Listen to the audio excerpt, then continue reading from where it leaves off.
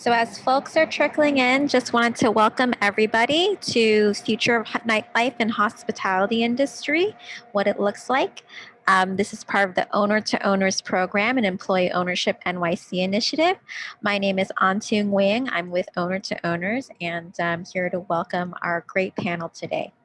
So we're going to learn about the challenges facing small businesses in the nightlife and hospitality industry, as well as opportunities ahead that are afforded through employee ownership. You can begin to explore employee ownership today at no cost by visiting ownertoowners.nyc or calling 646 363 6592. And we'll be including that information in the Zoom chat as well, so keep an eye out. Today, we'll get an opportunity to hear more about the services that Owner to Owners provides, and we'll have a great discussion planned featuring experts in small business and business owners in nightlife and hospitality. We'll also have a short Q&A session following our discussion. So any questions that you have, please hold them and add to the Q&A box during the discussion. If you have questions, use that feature or chat them to our panelists, and we'll get to them at the end. So we've got like a really great panel today and some great guests.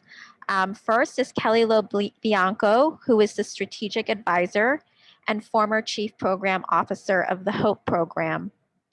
In her roles, she has supported the design and implementation of job training and transitional employment programs, as well as a social enterprise that ensures meaningful livelihoods for New York City job seekers and workers. So I'll pass it on to Kelly.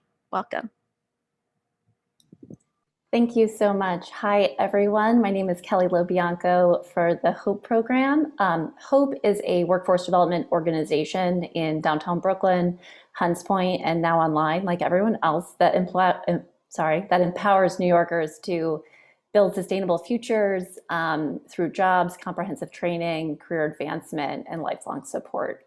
I'm really excited to be here today for this business recovery event and with Owner to Owners and my esteemed colleagues. Thank you so much for having me. There is no question that this past year has been one of the hardest in recent history for small businesses and workers alike, particularly New York City's nightlife and hospitality sectors, who typically thrive when residents and tourists can be out and about in all 5 boroughs and can engage in close quarters together. We also know when there is an economic recession and a tightening of the labor market, not to mention a lingering public health crisis, that small business owners are often the first to contract, no longer able to support their talent and no longer able to contribute the valuable goods and services that they typically have to their communities.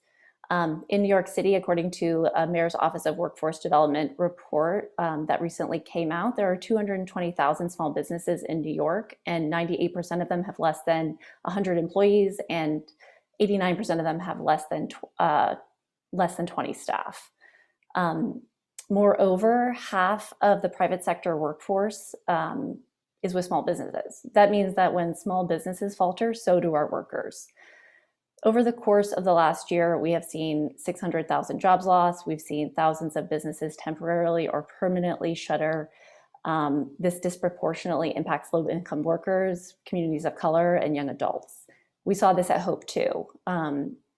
Between March and June of last year, about a third of our graduates were either furloughed or laid off, and we supported them with connecting to benefits and connecting to essential jobs where possible, and continue to do so as the city opens up.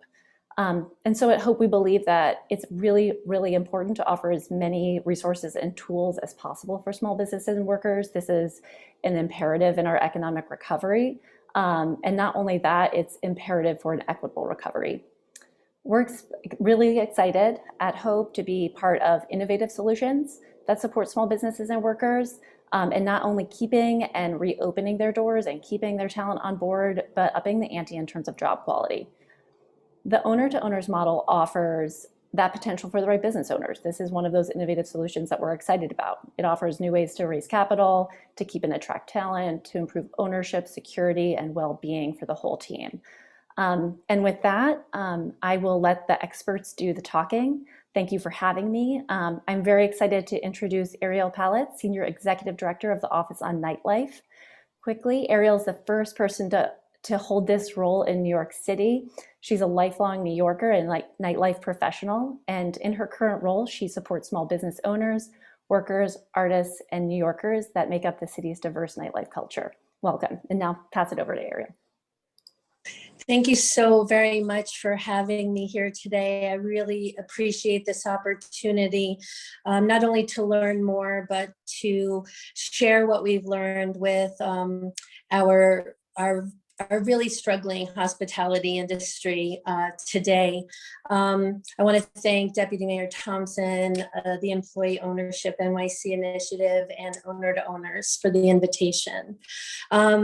As mentioned, my name is Ariel, and I do head the Office of Nightlife. And this office was created to ensure that this essential industry has a dedicated voice and representation within the administration, which is a far cry from days gone by, to really be able to support this industry and to respect it in an entirely new way.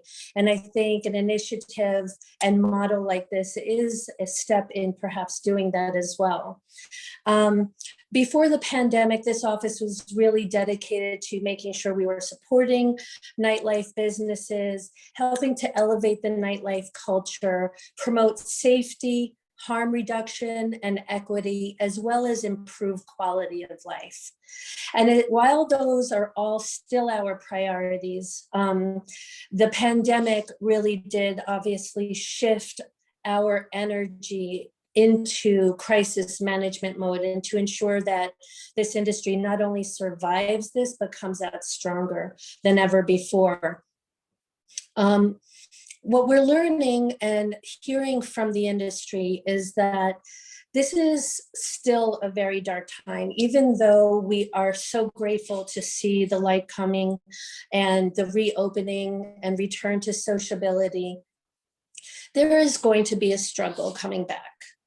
This virus hit the heart of social gathering and the heart of this industry. And so the recovery, the financial recovery, is going to be a long road ahead. We know that we're hearing that it's very difficult to find employees, trained employees, to lure them back into the workplace. And we know that that's a real struggle that we're working with. We understand that a lot of the federal financial grant money that through the Save Our Stages or Shuttered Venue Operator Grant, people are still waiting for that. Back rent is still an issue. Having patrons and workers feel safe again. And these, not to mention also the mental health issues that are underlying not only for owners and workers, but for patrons. And these are all things that we're going to have to address, continue to address in a very thoughtful manner. But I bring all of this up because it's also a real opportunity for creative solutions and to see what was a near collapse and perhaps even a not guaranteed return, that we have an opportunity now to really look and see how can we do things in a way that is not like before, but better. And so what the Office of Nightlife has done over the past 12 months is to see where are those opportunities where we can make those type of improvements. One of which is an initiative that we created called MEND NYC. It's a 5-borough initiative.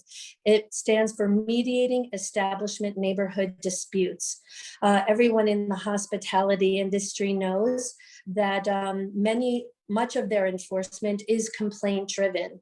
And at times it could just be one person upstairs who's calling 311 anonymously, and you don't even know who that person is or what the complaint is until you have a visit at the door. So what we created was an opportunity to mend relationships between the residents and the owners through free mediation, and to find compromise through communication, and to establish direct contact. And so next time it's a little louder than they like, they call you and not necessarily enforcement. And so that is one creative solution I encourage everyone to check out as we start to get more and more vibrant, both indoors and outdoors. We help to launch Curtains Up with our partners at SBS to help you through your application processes through the federal grant programs, so you don't have to figure this out all on your own. I recommend you do that. We also are starting a new mental health initiative with the mental health community, new mental health community office called Elevate for the mental nightlife industry. And on and on. Again, this is really about creative solutions. And so when I heard about this owner operator model and a cooperative solution, I felt it was really important to join and to highlight, and also to ask people in the industry what they thought. And what I got was a lot of questions. What do you mean, worker owner? How does that look in a hospitality environment? How do we address the issues around liabilities, financial and otherwise? How do we distribute tasks and decision making? How do you divide profitability? How do you hire and fire a partner? A lot of interesting questions. And I think that having all this curiosity is a really positive thing and an opportunity for us to be able to learn from the experts, as Kelly mentioned, that are thankfully on this panel and that know more than us. And I'm happy to be a bridge between the hospitality industry and more information about this new model. So thank you again for inviting me, and I look forward to learning more. Thank you. Thanks so much, Ariel and Kelly, for joining us today and for sharing your wisdom and experience. We're now going to turn to our discussion, which will be led by Rebecca Lurie, who is on faculty with the Urban Studies Department and the founder of the Community and Worker Ownership Project at the City University of New York School for Labor and Urban Studies. Rebecca Lurie is a lifelong native New Yorker and began her working career as a union carpenter, transitioning into worker education through the union's apprenticeship program and the construction industry. Through Rebecca's work, she's dedicated to inclusive community economic development and has collaborated on numerous initiatives relating to workforce development and worker ownership here in New York City. So passing it on to Rebecca, welcome. Thank you, Antu, and thank you, Ariel, for lining this up so beautifully. We met yesterday briefly, and you actually dug much deeper or even more higher into the question before us now, which really is, what creative solutions are we going to have in these times? Yesterday, I was standing online to order food at a restaurant that's a beer garden in Fort Greene, and it was my first time really going out since the pandemic. I was so excited, and I'm online with other people, and a demonstration passes by. It was getting bigger as it went by, in honor of the first anniversary of George Floyd's murder.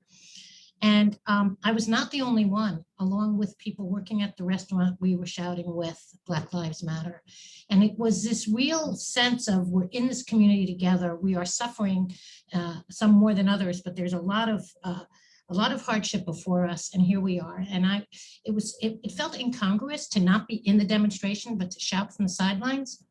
But I felt like all of us at that restaurant at that time were also part of the neighborhood, and we were all in it together. And it made me really think that, as you were speaking about the pandemic and all the things that you need to help lead from the standpoint of the city. How are we going to help our businesses get through this? And I love the notion of mend.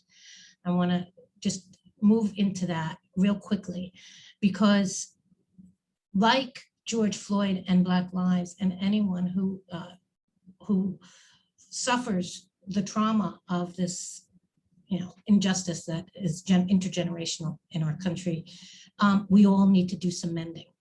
And so what happens when there's conflict in the workplace? There are cooperative solutions. And what happens when there's conflict in a neighborhood? There are cooperative solutions. And the notion of mend is just really brilliant to sort of say, we need more of this everywhere. It's not so different from defund the police. What comes in its place? Cooperative solutions, real mental health care. So I want to really shout out and honor you as really a city employee. Our tax dollars love you to do what you can do best, which is to help come up with some of these solutions. And here's another one with owner to owners. So often, well, I think Antu spoke that I'm at the City University of New York, and I've made it my life work to help from workforce development, professional development, people's personal education. How can they do work better? How can they show up better for their job or for the world? And there's so much to learn about being in a co-op that is sort of undoing some of that hierarchical control that brought us all the suffering that I've referenced already. How do you undo that at work? We all know when we are at work working collaboratively on something we love, we feel joy. And how do we help bring more of that into the world is really the question before us, to think about that and using our business places as a place that can really anchor and hold some of that change we want to see. So I want to check my notes, think that there were some other things you mentioned, Ariel, that I think is so important. It's how do we innovate? And there's a willingness in small businesses to innovate all the time. And the pandemic brought on a need to innovate and to think what's next and what's different. And so how do we leverage that and go into more change in a way that can really help? The small businesses and the restaurants, people will always need to eat and will always need to have these establishments.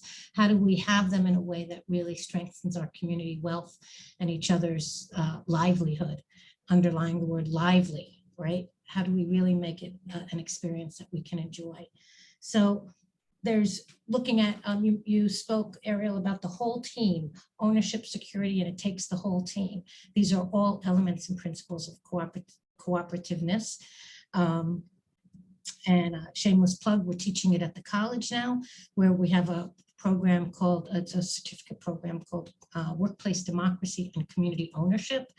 Because you asked so many wonderful questions, Ariel, about what it really takes, how do you hire and fire a partner kind of thing? Well, we teach that so that we are learning accountability and trust and democracy at work.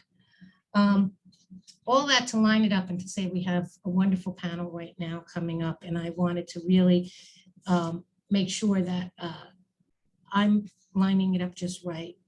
Your predecessor, Rafael Espinal, is on the panel. Rafael Espinal was, he's now president of the Freelancers Union, former New York City Council member, where he helped to set up the Office of Nightlife. And he led leading the creation of that. He served in the New York State Assembly, representing the 54th District from 2011 to 2013, and as New York City Council from 2014 to 2020. He's a champion of small businesses and the workers they employ. I first got to know him when I know he was going on a trip with my colleagues to Mondragon, Spain. He might reference that. After Rafael speaks, we'll open up the panel a little further to two representatives from Donna, which is a restaurant in Williamsburg.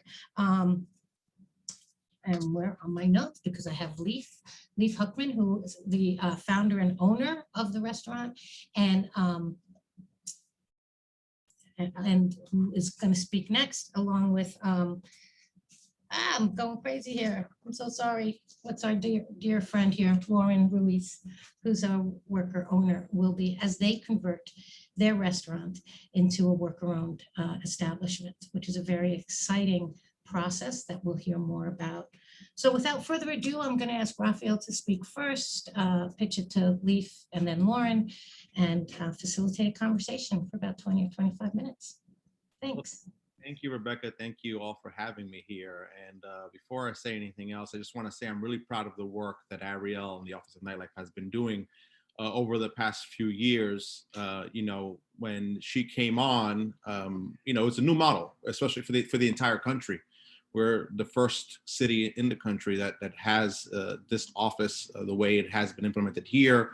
And for her to come in, understand the challenges nightlife was facing, understand the challenges and concerns communities have, while also, having a good understanding of how our government works, I think was a real benefit for the office and for nightlife, the industry as a whole for our city. So I just want to thank Ariel for all the great work. I can't imagine how tough it must have been over the past year when virtually almost all of our restaurants had to rethink about how they're going to continue doing business in our city, and having to deal with that challenge for her to come in and now, be the leading voice for that industry moving forward. So I just want to say that, when the office was created, it came at a different time. I think that the challenges we were facing at the time was rising rents, real estate really playing a role in shaping, which small businesses survive or continue to exist in our communities. The conversation was centered around over enforcement and the city not really being a partner to our establishments. The other challenge was the community. There's a lack of sensitivity from neighbors about the value that these establishments brought into our communities, which led into over enforcement. And I thought it was important to create this concept because for years, for decades, when we talk about the city of New York and the overall ecosystem, nightlife, which helped create our city's identity, our city's brand, was never really part of that conversation. And if we look at the numbers, this is the industry that creates over 300,000 jobs, over 25,000 businesses across the city. They really they have a huge economic impact, not only financially, but also culturally as well.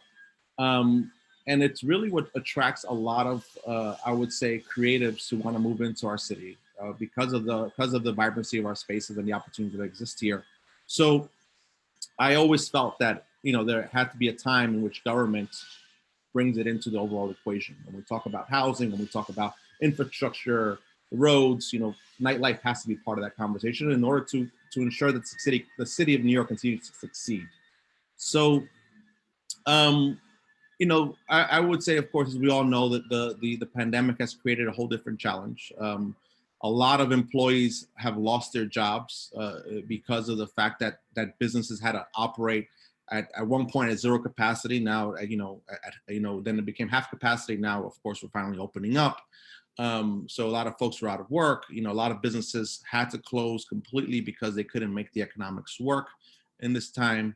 And I think we can all agree that having a conversation around the worker cooperative model, right, where the employees have a stake in the business, where the employees actually become the owners of the business, really will help create a stronger foundation moving forward, right? When you have more than one person who has an interest in the viability of that business, you'll have more resources to kind of pull from, right? When there's a common goal to stay open, when there's a common goal to ensuring that you're producing a service to the community, when there's a common goal in ensuring that all the workers are being treated equally, I think that there's a lot of energy there that will ensure that we create a strong foundation.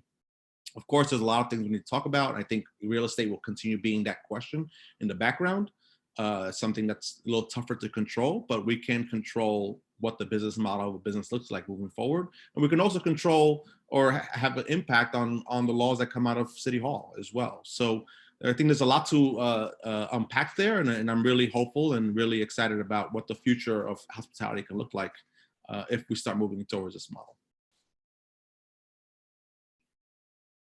Great. I'd like to invite Leif to speak first for Donna and then invite Lauren.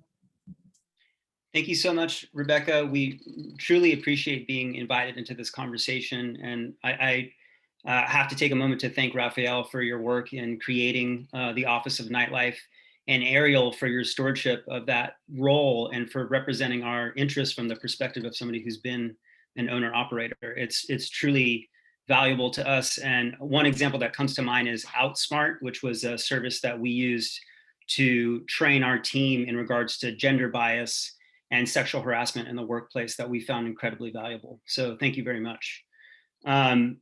To give a little bit of a context as to where we come into the owner-to-owner conversation and transitioning into a worker-owned cooperative, I opened Donna in 2012 as an oasis under the Williamsburg Bridge, featuring cocktails, tacos, and tunes. And it was an exciting time to be opening a business in Williamsburg, but it wasn't without challenge and obstacles. And in 2013, our business suffered an electrical fire, which shut us down for the better part of a year. We did everything we could to reopen, and when we did, it actually strengthened and congealed our team to keep doing what we did best. And over the years, we grew and grew and grew until the pandemic. And the pandemic threw another obstacle into our path that was much more difficult to navigate. And in reference to the real estate equation that Raphael brought up as well, real estate was one of the reasons that we were forced to close ultimately in November of 2020, because the landlord was pushed to the brink of their ability and they were forced to sell. And so we were not given an option to stay in that space. And so we lost our space. And in exploring how we could possibly reopen, the pandemic had forced us to essentially rethink everything about our business model. And I watched my team make the calculated risk that they did to come to work just to be in service every day, to do this thing that I think, as many other people have mentioned, it's not just one segment of one industry in this city, it's a part of the fabric of New York City. New York City being the tourism and hospitality capital of the world, bars and restaurants and nightclubs are one of the biggest resources that we have to offer and what continue to strengthen the brand of New York. So how do you reopen? And one of the things that we explored was also an institution that we think is flawed, which is gratuity. And going down the gratuity lane, two of the most visible examples of non-gratuity policies were two restaurateurs who ultimately abandoned that path and went back to a gratuity model. So I started exploring why did that fail? And came across the Working World, which is a nonprofit that assists businesses in transitioning to worker-owned cooperatives. And that is how I started to get into this dialogue. And the more I learned about it, the more a worker-owned model for hospitality started to make sense. And it's not just in terms of gratuity or how you could potentially do away with it. It has to do with the overall ecosystem of hospitality. And it has to do with creating a space for people to truly consider hospitality a career, because it is for many people. But at the end of their career, they're often left with not much more than their paycheck. Can we change that? One of the only ways to change that is to not remove the profit motive, but to put that profit motive into the hands of the employees in such a way that they can incentivize their future growth. And in conjunction with that, and not as an add-on, but really integral to that conversation, is representation in management and leadership. And the hospitality industry has long been a bastion of some of our most vulnerable people in society, undocumented workers, women, LGBT identifying persons. Representation is really important, and worker-owner cooperatives provide an alternative form of governance in a business that I have not really found in any other for-profit model. And I'm really grateful to be here to have this conversation. Thank you, Leif. So much more I'd want to ask you. I'm going to let this flow a little bit between the three of you. Lauren, I want to invite you, as one who was an employee at Donna and now being invited into this process, to share your story. All right. Thanks, Rebecca. Good afternoon, everyone. My name is Lauren Ruiz. Before and during the pandemic, I worked as both a server and bartender at Donna, a popular restaurant in Williamsburg, Brooklyn. I have worked in hospitality in different capacities for the better part of 17 years. I would like to share with you a vision my peers and I have for our industry post-pandemic. Of necessity, servers, line cooks, bartenders, and other staff have always worked alongside ownership and management to come up with new ways to stay open, high failure rate usually. in our industry. That's why the hospitality industry has always been a home for a diverse set of creative thinkers. Our dependable and inventive partnerships only deepened once the pandemic struck. Restaurants, bars, and clubs developed numerous workarounds to adapt to new state safety regulations at a pace unmatched by other industries, ranging from rapid outdoor seating construction to imaginative incentives for the patrons, happy hours, to-go drinks, etc. None of which surprises those in the line of duty, of course. That quick and creative tenacity in the face of high stakes is hospitality's favored mode. We even have a term for it. We call it being weeded. Fostered as it was by the well-tested spirit of collaboration in our industry, our resilience under such taxing adversity got me thinking about basically the power dynamics within the hospitality industry. I asked myself who it was that risked their life most when they came to work every day mid-pandemic, and my conclusion was every one of us in near equal measure, ownership and workers. More than ever, owners and managers relied on courageous workers, and workers depended on ownership to put livelihoods on the line and keep the doors open for one more night. So that's how the pandemic's pressure on our work revealed a new vision for the industry, one that would dare call itself a cooperative. We in hospitality are especially suited to building on mutual trust and interdependence from top to bottom, owners and workers. And it's in the spirit that Donna has chosen to work with the working world to make such a cooperative vision real. Personally, for me, a worker ownership model would mean a renewed sense of agency over my life. It would also mean empowerment for the persons with whom I share so much, knowing that we could together decide on operations, styles of governance that would better reflect who we are. And who we are at Donna is an inclusive, hardworking community dedicated to our immediate neighborhood, which is Brooklyn, and Williamsburg in particular. Personally, New York City is America's test kitchen. Let's keep that up by granting Donna with enough resources and other restaurants that want to follow suit. And I'm confident that Donna already has what it takes to flourish in the new cooperative model partnership with the working world, and to represent a first step towards an equitable but no less prosperous way of doing business in hospitality. Thank you. Thank you so much, Lauren. Mhm. I am asking people to put some questions in the chat, and I'll start with a few. I'd love to hear more what the process is like when you've been working with the working world, which is, as mentioned in the chat, one of the partners in owner to owners. So if, by the way, it would look like this: an owner, someone who owns a restaurant or bar, who is hearing this or thinking about this, they would get online and go to owners.nyc or use the phone number, and there'll be right away sort of an intake process, and then they are assigned one of the firms, and it could be the Working World, it could be the ICA group, it could be BACnet, Business Opportunity Center. If I'm leaving anyone out, well, of course, DAWI, Democracy at Work Institute. And those four, and maybe a few others, are coming together to provide the technical assistance free of charge to the businesses, brought to us by our tax dollars. I like to feature that because I'd like to think that taxes are a good thing when they're doing what we need them to do. So our tax dollars are bringing these services to you. What does some of that look like? What do you have to share with the working world? What is it, dig in a little bit of what it's been like for you and how long you've been going through this process. We started our conversation with the working world in October, and it began, and I would recommend any other owner operator beginning in this way, which is to just attend a webinar, an informative webinar. And after that webinar, I reached out to the working world directly and requested some more information and told them what our situation was. So then we were able to dialogue in person, and I learned more about what a cooperative structure looks like, how it might function, and what that transition might look for us. So it is, a transitioning of equity from whatever the current structure is over to the worker owners.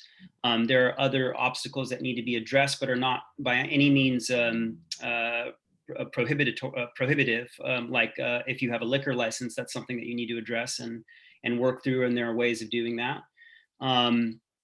And then it's about setting up, actually, I think for most people, they should understand that running the business should largely be the same and will largely be the same for Donna. Operations don't really change. You still need a general manager. In our case, we need a beverage director. We need floor managers, servers, bussers, et cetera. What changes is governance, and that's a separate body that gives every worker who's in the company a vote. And they get to vote on who is in leadership. And that gives them agency and a seat at the table. And I think as any owner of a small business would empathize with me, when you open a business with probably your only savings and you're trying to do the best you can to run your business year after year, and you're trying to repay that initial debt, it's hard to offer the suite of benefits that larger corporations are able to offer to their employees. A model like this allows you to think of, to put less pressure on that profit motive and put those profits not just into, cash incentives for those who are in ownership, but into benefits, thinking about the holistic welfare of an employee, which might actually help their longevity with the company. And we all know how nomadic the hospitality industry can be. I also am noticing how difficult it has been for some bars and restaurants to attract employees back to work since as the pandemic comes to a close. And I think that the worker owner model could be a true incentive, and we hope that it is so for Donna. Yeah. Wonderful. I have another question lined up, but let me just see if Lauren or Raphael want to respond first to any of that. So I know Antu read my bio, I have years of doing workforce development, and my point of entry at this moment to this process with owner to owners is to help bring in the stakeholders in workforce development. And so opening up with the whole project as part of that is looking at who trains the workers. Historically, the best training happens on the job. So there's on the job training, and then there's what else can be provided from providers outside. And I wanted to ask what kind of training either you envision, Raphael, based on your experiences of, shepherding this through, and also from your work now with the Freelancers Union. What kind of training do you think people need? And Lauren, what kind of training do you wish you could get, or have you already gotten? And Leaf, same for you. What do you want to learn more of? Sorry, Rebecca, workforce training or just overall operations? Well, all the above. One of the things that's so great about this industry is it is labor intensive. We are the people who do it. So what do people need to know? It could be training in operations. It could, there are many aspects. Yeah, I would say, in my experience, especially here at the Freelancers Union, that there's a lot of information out there. And usually what people need help with is being able to curate that information for it to make sense to them, so that they can be able to make the most out of the programs or the resources that exist out there. And I think that's a common problem we find across all agencies and across all levels of government, is that you'll often come across someone who will say, hey, I need help with this. I need help with this issue with the health department. I may need help this thing with the labor department. And while these agencies might tell you that, oh yeah, these resources exist, it hasn't translated yet. And there has to be more outreach from our government, more education on how to run an effective business and be compliant with the laws that exist. Lauren or Leaf, what kind of training would you like? What have you already experienced? How do people learn to convert their businesses and become worker owners? I think you need the support of an agency like a Working World to help you navigate these questions. The most interesting thing from my perspective, and it's probably because I'm in the owner position from the past, is watching my team learn about the basics of how a business works, looking how to parse out a profit and loss statement, looking what's the rent threshold, what could we possibly afford to run this business. Because I think a lot of that data is there's not a lot of transparency about that kind of data in a traditional model. And a lot of times, I actually believe that the traditional model creates an institutional tension. a systemic tension between owner and employee, in which when owners make choices or managers make choices, it can often be assumed that it's at the detriment of the employee, and vice versa. And I think that having more of a collaborative approach to it and allowing the employees into the decision-making process, which is to say, like, no, we cannot invest in that new piece of equipment this quarter, or actually we need to raise our prices, or we need to reduce the labor on this particular day because we're not breaking even. I think that is empowering and actually will improve the relationship between, you know, between both sides, between management and employee. And so that's one of the aspects that I think is really valuable about this conversion, and why you also need hand-holding from an agency who really understands it. Yeah, and I think it's fascinating to learn about operations and just what goes into ownership. However, in terms of governances and how things will function and how the different tiers of employee owners will work, that is all the workshopping we're doing with the working world right now. And we have yet to see how that's gonna play out, but it's definitely the next step. Like we've gone over the numbers, we've gone over the finances, we've gone over the spaces. And once we get that going, then we could sit down and really understand how we vote and how we make small and big decisions. And actually that starts today. Today is the first day of the fellowship with the Working World for our team. So we're joining cohorts of other companies who are being trained weekly for the next several weeks with the Working World to learn about governance. That's right. That's great. That's great. Let me see if anyone wants to throw other thoughts that we haven't had the chance to bring forward, and then we can turn it into back over to Shelley Miller, who will talk from the ICA group, and we'll answer some of the Q&A in the chat. But I just want to, we have a couple more minutes before following our agenda, if there's something else pressing you'd like to add. What I know, I approach change through an education lens. It's not just through being at CUNY now, but all my years in workforce development. And I know that this is a big time of change on our earth for all the things mentioned and more that wasn't even mentioned. You know, even sustainability in a restaurant, all those changes that are happening. What do we purchase when we've seen go away from the styrofoam containers to something else? Is there a price point there that has to be considered?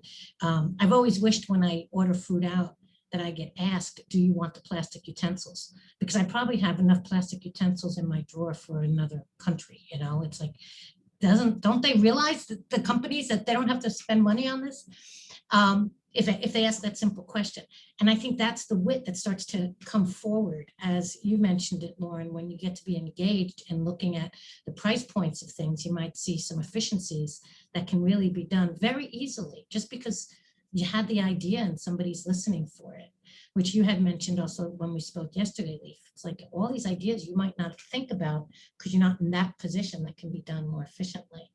And there's something else that happens when people's ideas are welcomed, and that is their agency. And you use the word agency, Lauren, but agency is part of the healing process, going back to the word mend, where people have been slapped down and put down for so long, when they can go to work and be respected for what they know and allowed to enliven more, learn a little more, do a little more. I think there's a lot of healing that can happen in this process, which might just look like work, but it has this other benefit, a benefit that you can't even necessarily count on a spreadsheet until the company's really feeling the flow. I'm curious, Raphael, if there's anything based on what you saw when you traveled to Mondragon that made you come back and say, we need to be paying attention to this here. And Mondragon is a region in Spain with a very, very rich and long history in cooperative business. Well, for me, it was an eye-opening experience. To be quite honest, I didn't know how worker cooperatives worked until I went to Mondragon, and I really learned the internal structures and the governance of it all. And to be able to see such a, now a huge worker cooperative, it brings in billions of dollars in revenue. And then having everyone who lives in that same town work for this worker cooperative kind of shows that, you're able to create a model in which this co-governance and co-ownership kind of benefits the benefit an entire region. So, I came back with the idea of why, this is a time in which our city government, our state government, can really prioritize its own contracts and being able to dole out the money that we spend, or instead of outsourcing it to these independent groups and contractors that might exist out of the city, keep those dollars in our city, keep them support or prioritize worker cooperatives, so that we can create better economic democracy, and also help bridge the income inequality gap using our own tax dollars. So I think there's a lot to learn there, and I think there's a lot of opportunity there that the city can play a role in. I agree. I appreciate that, Raphael, put it in the broader context. I want to thank the three of you for this part of the panel. We're going to invite Shelley Miller, who is with the ICA group, to come up next and speak some specifics on the Owner to Owners campaign. And then we will look at the questions in the chat.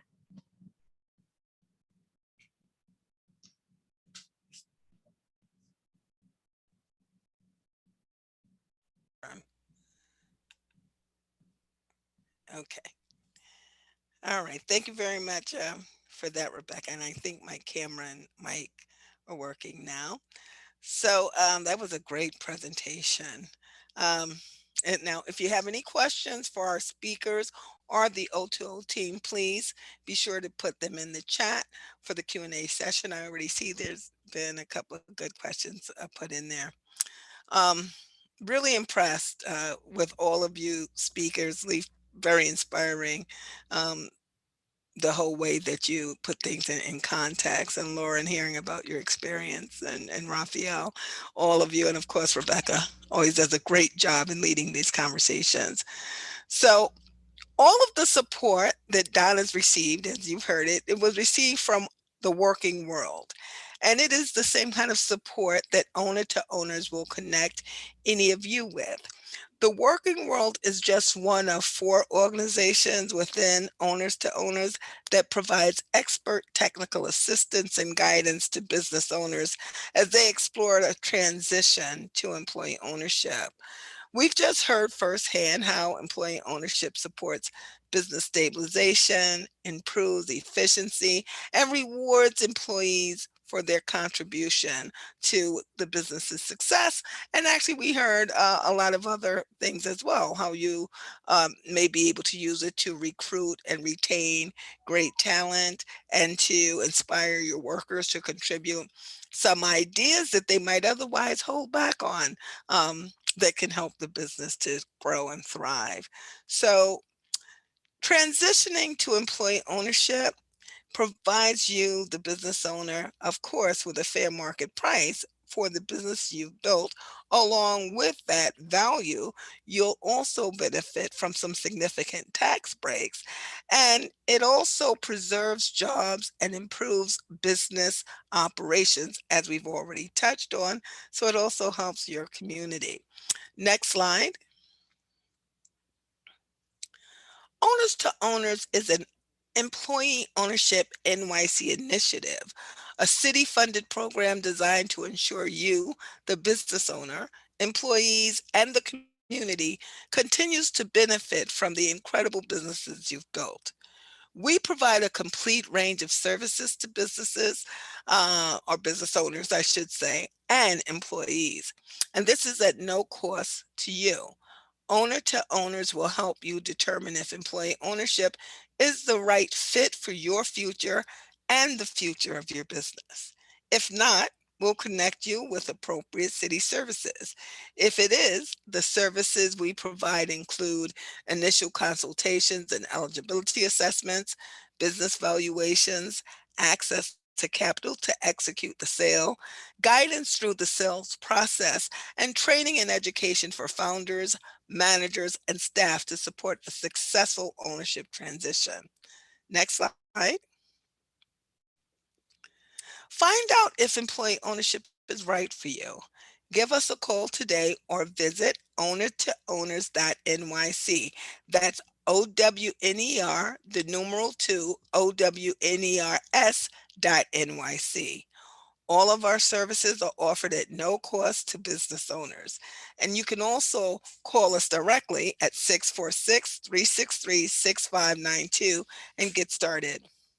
Now, we want to give you a chance to ask any questions you have for the panel or the O2O team. Great. Thanks so much, Shelley. And thank you for sharing what Owner to Owners has to offer folks. And again, this is all free, offered by Department of Small Business Services and an Owner to Owners to the Employee Ownership NYC initiative. So now we're getting to the Q&A. We have a lot of really great questions. And with us from Owner to Owners for expertise is Shelley Miller from the ICA Group, Ryan Cagle from Business Outreach Center Network, as well as, of course, the team from Donna and Rafael Spinell from Freelancers Union. So this is for Leaf and the Donna team. I'm curious how this works for more part-time, seasonal, and high turnover workers who may not stay with the business long-term. Are there different tiers of ownership or equity? Yeah, good question. There are. So you do not have to be an employee owner. You can choose to just be an employee. You might not know what your future holds. Maybe you plan on moving in a short period of time. So the equity stake might not have as much value for you, even though you would want to work for a company that might be a worker owner cooperative. And we have 2 members of our team. Basically, the cohort of Donna, who's making this conversion, is about 10 former employees of Donna. 2 of them are going to come back as employees, but they're not actually taking the fellowship course, the training on governance, because they're not certain about their ultimate future, whether they're going to stay in the city or anything like that. So there's room for part-time, seasonal, etc. There are different tiers of involvement depending on the desire of the employee and the business. Great. And as a follow-up question that related to that, how important do you consider leadership training for your worker-owned staff across the board? Could you describe what you mean by leadership training? Anybody who asked that question? Because if it's in regards to leadership, I think that management, leadership, that kind of training is really important for companies, especially hospitality companies. Anything that's a labor-intensive company, you really need to know your P's and Q's when it comes to laws and compliance. But you also need to know how to motivate a team, keep a team working in a healthy, positive way.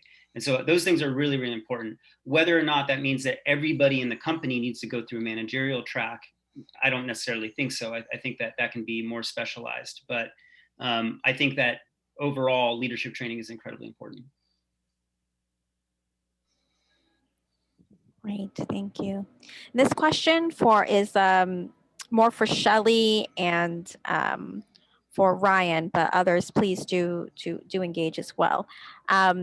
Is owner to owner strictly for converting an existing business? Is there a different blueprint to follow for starting a new business from scratch? And how does this differ from offering employees sweat equity partnership positions? Maybe I'll answer the first part and I'll leave the second part for you, Ryan, on the sweat equity, since Bachnet deals a lot with a more general business ideas. So owners to owners is specifically set up for converting existing businesses. However, separately, the organizations, all of the organizations who work with the owners to owners also work with startup cooperatives. So a startup business, like I'm working actually intensely with one now, can also use this model. It may even be more, there's probably more of those historically than the conversion model, which is, I think, is probably newer. Ryan, I'll leave the rest to you. Thanks so much. Yeah, I mean, the term sweat equity to me kind of conjures up images of sort of a handshake deal. And I think that, with a conversion to worker ownership is a more contractual, official, path towards shared ownership. And as Leif mentioned, that doesn't mean that ownership is automatically going to be equal, across the board. There can be different tiers, and there can be a pathway to ownership, so that you're not necessarily going to pick somebody who's brand new to the organization, and then boom, on day one, you have shared ownership with just as everybody else. There can be steps that individual could take to achieve a higher level of ownership moving forward. And so I think that is a difference between just the notion of the sweat equity partnership, where if the owner likes you enough, they'll bring you in. It's more official and contractual. Any other thoughts? We move on. I could jump in just for a moment about the question about leadership training. I think it's important to realize that in a changing world, everybody has something to lead. Some aspect of their work is leading. Even if they're running the last shift and they have to make sure everything's cleaned at the end of the night, they're leading, they have a final moment. And so leadership training really can be expanded, that it's not the elite owner that gets trained how to be a good leader, it's everybody learns these skills. And I was really, again, to bring out what Ariel shared about the Project Mend NYC, if we're teaching people conflict resolution skills anywhere from pre-K on up, those are leadership skills that have been ignored in a society that has been so not so friendly to so many people. And so when we start to do things like active listening and showing up and really asking people their idea, this is stuff that's actually buried, or not even, it's touted in traditional, in new day leadership training. But the idea in co-ops is that you can do some horizontal leadership and everybody can pick up some of these skills. So there's a lot of training that's going to be coming through the different opportunities through owner to owners that I think, and through the whole co-op sector nationally, that can uplift people's capacity to provide leadership in their little nook and cranny. What I'd like to say, kind of connected to that, is what we do, we call training in ownership mindset. And if any, I'm sure all you business people, I owned a small business before. So anybody who's owned a business, being trained in ownership mindset is automatically leadership, right? And every member of a co-op is a big part of what we want to develop in them, is that ownership mindset. And the other thing that I wanted to comment on was the question with the different type of workers, whether they're seasonal or part-time or transient. So for transient workers, yes, this is not going to be ideal. They would probably prefer to remain employees as opposed to members of a co-op. However, for a part-time worker or a seasonal worker, there are people who work part-time for 20 years or seasonally with a business for 20 years. So this is an ideal way for them to be compensated, because the way compensation usually works in co-ops, it's kind of by the hours of how you work. So, and when I'm saying the compensation, I don't just mean wages, but also what we call patronage, or how the profits are shared. So, it's a good way to attract and keep those workers. So I just want to point that out. Thank you, Shelly and Rebecca. We have room for one more question. So this is for Leif and Lauren. How are you going to make decisions about health and safety as a cooperative? I'm going to jump in just real quick to piggyback off of what Shelly said as the ownership mindset. I think that's really valuable. And to pitch it to the owners and operators who are listening, that this is also about efficiency, and that learning, when you run a business, a penny saved is truly a penny earned. And if you can empower the employees to think in that way, you could potentially have less theft, loss, better maintenance of your facilities and equipment. And this is how we put the profit motive into the hands of the employees. And I'll let Lauren answer the other part of the question. It was about safety and how we're going to implement that. Yeah. I believe we had a Donna handbook that we always referenced. And I feel like that's going to translate over to the governances that we're going to workshop for the next few months. So we have a pretty good set like just a manual ready to go. Awesome. Mhm. Thank you, Leif and Lauren. So thank you to all for joining us today, participants, panelists, and attendees. We hope that you've learned a bit about employee ownership, the benefits it affords business owners, the businesses themselves, and workers in the hospitality and nightlife industry, and starting to transform the way we think about nightlife as an industry, not just transient, not just trend-driven or impermanent, but something that can have a legacy, something that can be passed down, something that can have longevity as a result of this kind of business model. If you'd like to learn more, please call Owner to Owners today to begin a conversation, and the link and number are in the chat. Thank you so much to our moderator, Rebecca Lurie, for this wonderful discussion, to Kelly LoBianco from the HOPE program, and of course, many thanks to Ariel Palitz and the NYC Office of Nightlife and Hospitality. And a very special thanks to our panelists today, Rafael Espinal, the incredible folks from Donna, Lauren Ruiz, and Leif Huckman. Thanks so much. Really appreciate the time you've taken today to join us, and thank you again. I hope you all have a great day. Thank you. Thanks, Ariel. Bye, everybody. Thank you.